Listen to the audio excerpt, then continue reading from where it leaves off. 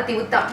તામિલનાડુ રાજ્યના ઈરોડ શહેરની બાજુમાં એક ગૌશાળા આવેલી છે, જેમનું સંચાલન રાજસ્થાન મારવાડી સમાજના ભાઈઓ આ ગૌશાળાનું સંચાલન કરી રહ્યા છે।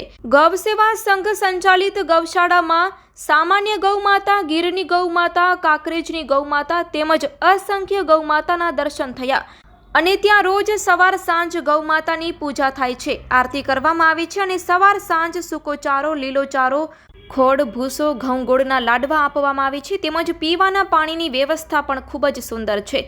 ગૌમાતાની રહેવાની વ્યવસ્થા કરવામાં આવી છે। ત્યાં ઉપર પંખાની વ્યવસ્થા અને દિવાલ સિમેન્ટની ઉપર છત, ક્યાંક પતરાના શેડ, સાઈડમાં નેટ જાળી લાગેલી છે અને તળિયો પણ સિમેન્ટનો બનાવેલો છે।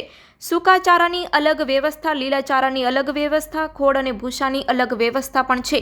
પાણીની પણ અલગ વ્યવસ્થા। આવી ગૌશાળા ક્યાંય જોવા ન મળે તેવી આ ગૌશાળામાં ગૌમાતાના દર્શન થયા। આ તકે મનોજભાઈનો આભાર માનવામાં આવ્યો હતો।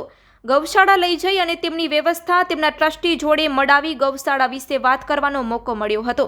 મારવાડી સમાજના ભાઈઓ આ વ્યવસ્થા સંભાળે છે, જેઓ રાજસ્થાનના છે।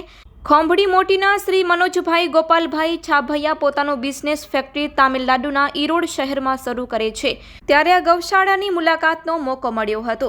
તેમની સાથે શ્રી નારણભાઈ કાનાણી, શ્રી ગોપાલભાઈ છાભૈયા, શ્રી પાંચુભાઈ જાડેજા, શ્રી મનોજભાઈ છાભૈયા તેમજ શ્રી દયારામભાઈ ચૌહાણ, શ્રી ભાવેશભાઈ છાભૈયા બધા જ આ ભાઈઓ ખોંભડી મોટીના છે, જેઓ ઉપસ્થિત રહ્યા હતા। રિપોર્ટ બાય પ્રેમજી બળિયા, કચ્છ કર ટીવી ન્યૂઝ, મોટી વિરાણી, તાલુકો નખત્રાણા।